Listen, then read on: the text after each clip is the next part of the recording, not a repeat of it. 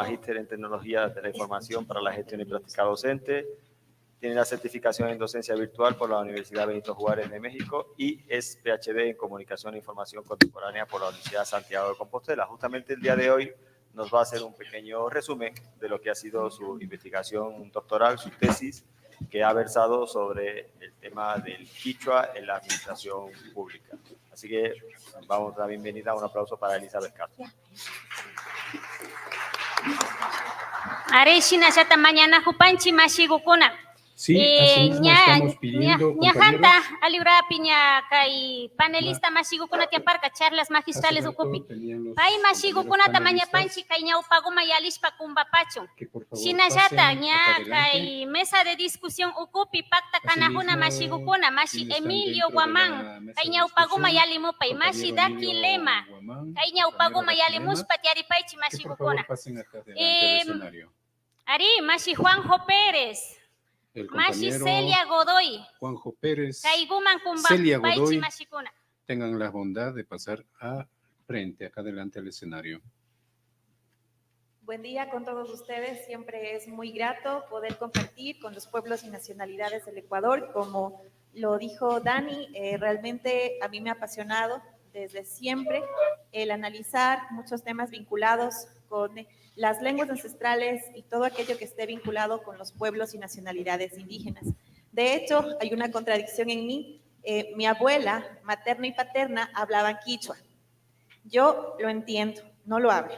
Desde esa observación, partí esta investigación porque realmente me encanta lo sonoro de nuestras lenguas indígenas. En otros países no les gusta que hablemos de lenguas indígenas, se refieren a lenguas originarias, ancestrales. Hay tanto que discutir con respecto a las lenguas y espero poder hacerlo en el menor tiempo posible para poder explicar. De todos modos, ustedes pueden googlear en internet este nombre de investigación y van a encontrar toda la información. Es una investigación que tiene más de 500 páginas y que se traduce en un análisis no solamente de nuestro país, sino también de cómo los gobiernos utilizan las lenguas ancestrales para la comunicación gubernamental. La investigación tiene por nombre Comunicación Institucional y Plurilingüismo en el Ecuador. Es un estudio de las lenguas ancestrales como soporte vehicular de la comunicación de gobierno. Mi nombre es Elizabeth Castro. Y bueno, un poco para resumir lo que tiene que ver con esta investigación, se analizaron 21 cuentas en Twitter, ahora conocida como X, 21 cuentas en Facebook, 16 cuentas en Instagram, 16 cuentas en YouTube, un total de 556.722 publicaciones en redes sociales realizadas en los años 2019 y 2020. De hecho, octubre de 2019, que como ustedes recordarán, tuvimos la protesta social protagonizada por los pueblos indígenas, también fue objeto de estudio.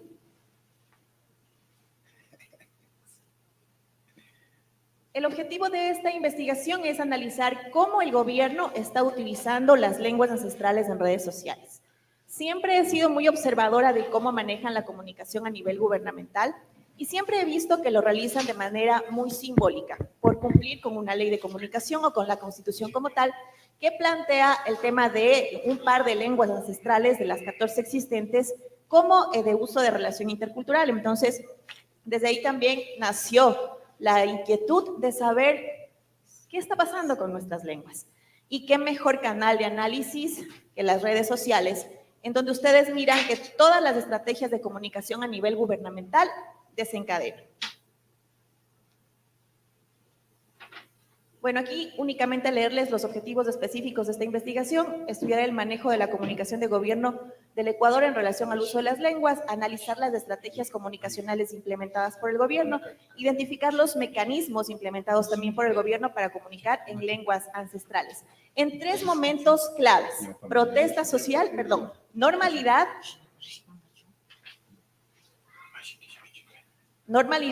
conflicto social y emergencia sanitaria.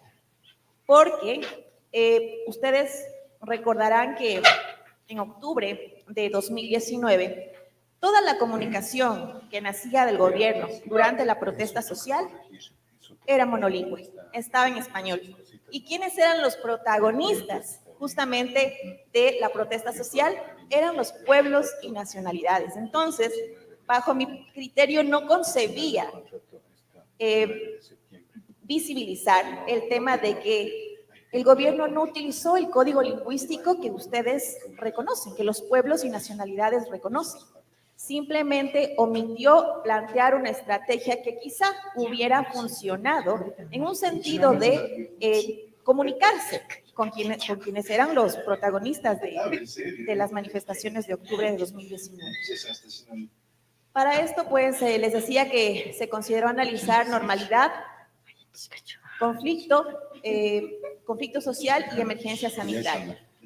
El análisis del contenido vertido en las cuentas en redes sociales del Ecuador durante el 2019 y el 2020, que dicho sea de paso, 2019 fue considerado como el Año Internacional de las Lenguas Ancestrales. Fueron 24 meses y las variables que se analizaron fueron tipo de contenido, formato de difusión y porcentaje de publicaciones en lengua ancestral.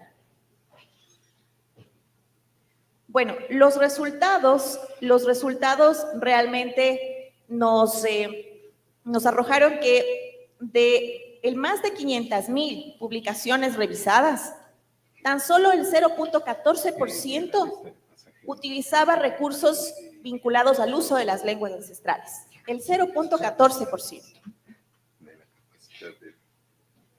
Y es ahí cuando nosotros encontramos un valor numérico que nos nace esta necesidad de poder decir qué significa este 0.14% de publicaciones analizadas. Y bueno, creamos un modelo de evaluación de publicaciones en redes sociales según la lengua e idioma empleado, que es una ecuación que uno dice en términos de comunicación, quizá es un poco complejo hablar de números, pues creamos una ecuación justamente para poder traducir ese valor numérico a un qué significa. ¿Es suficiente? ¿Lo están haciendo bien? ¿Lo están haciendo mal? Porque siempre nosotros hemos visto publicaciones en redes sociales que intentan de alguna manera decir, sí, estamos difundiendo en lenguas ancestrales, ¿no? Pero, ¿qué significa ese esfuerzo, entre comillas, que realiza el gobierno por informar en códigos lingüísticos que le pertenecen a las minorías hablantes? Bueno, un poquito esta es la fórmula y los valores. PI, por ejemplo, es el total de publicaciones en redes sociales analizadas. N es número de lenguas e idiomas y lenguas identificados. HE, habitantes ecuatorianos de acuerdo al último censo. Y desde el manejo de esta fórmula encontramos un resultado que posteriormente pues, nos ayuda a plantear un índice de publicaciones según la lengua empleada, donde ICA es igual al índice de publicaciones por número de habitante en lengua ancestral. P, ancestrales, publicaciones en lengua ancestral identificadas, y H, ancestrales, habitantes del Ecuador que hablan una lengua ancestral. Comparando estos dos valores o los resultados de estos dos valores, nos van a permitir establecer una escala entre alto, adecuado y bajo en función al uso de las lenguas ancestrales en un contexto de comunicación gubernamental. Esta fórmula no es únicamente aplicable a un tema en redes sociales, puede ser utilizada también en estudios vinculados con el uso de lenguas ancestrales, ¿sí? Que tengan que ver con análisis de contenido, no necesariamente en temas de redes sociales, puede hacerse a través de medios de comunicación convencionales y otros alternativos diferentes de redes sociales. Bueno, dentro de esta investigación también se trabajó una cartografía del uso de las lenguas ancestrales.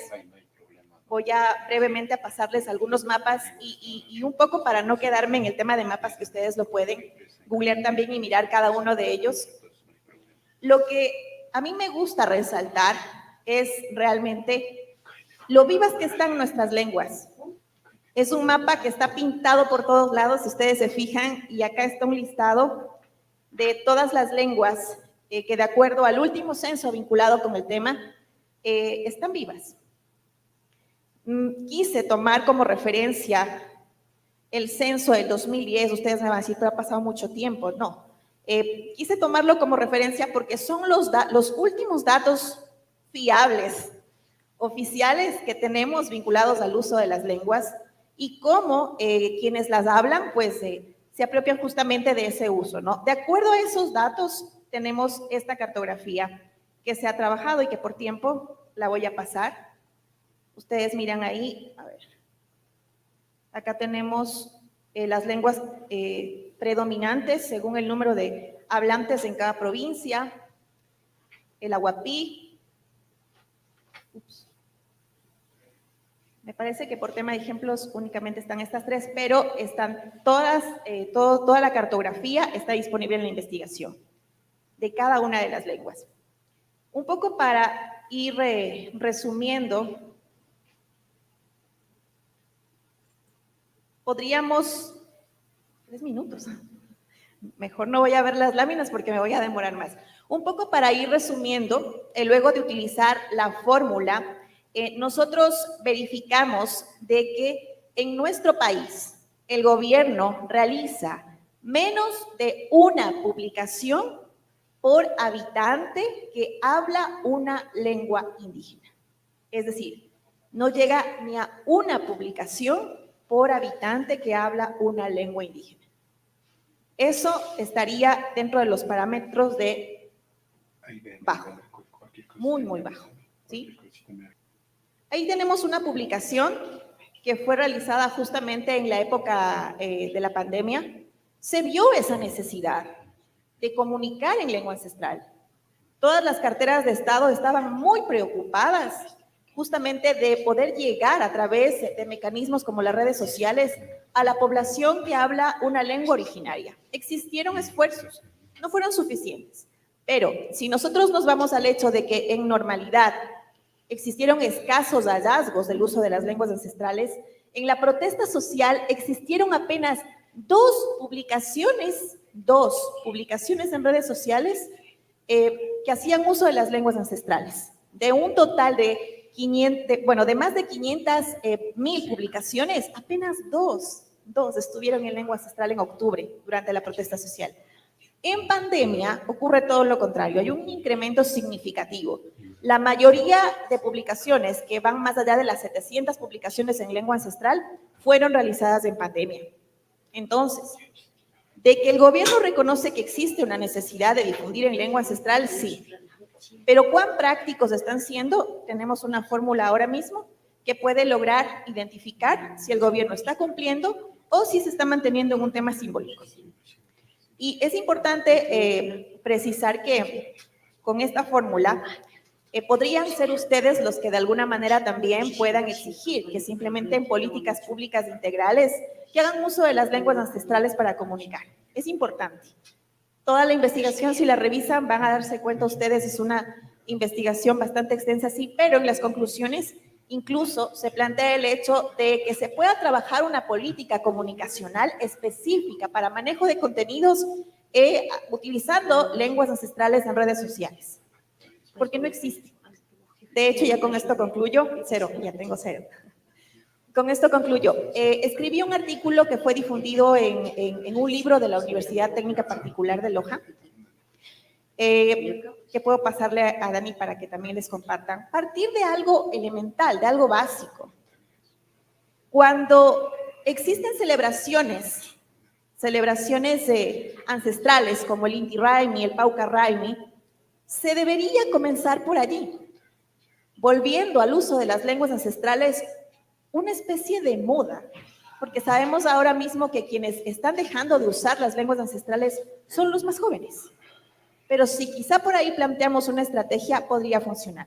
Lo otro es también la responsabilidad que podría tener la academia, las instituciones gubernamentales, el Consejo de Pueblos y Nacionalidades y algunas otras carteras de Estado como el Ministerio de Cultura y la Secretaría de Comunicación en trabajar una política comunicacional, como les decía, para el manejo de lenguas ancestrales en el contexto de la comunicación gubernamental. El Estado es el que más responsabilidad tiene en ese manejo. Muchísimas gracias.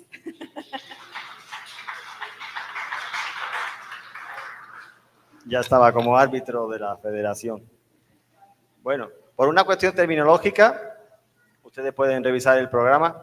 Nosotros estamos prefiriendo, desde la organización del Congreso, utilizar lenguas originarias. Porque hay un matiz y lenguas ancestrales puede parecer que son lenguas ya obsoletas, caducas, que se merecen desaparecer, aunque no es así. Pero en todo caso, estamos prefiriendo lenguas originarias, ¿ya? Que igual nos remonta a lo que serían nuestros ancestros.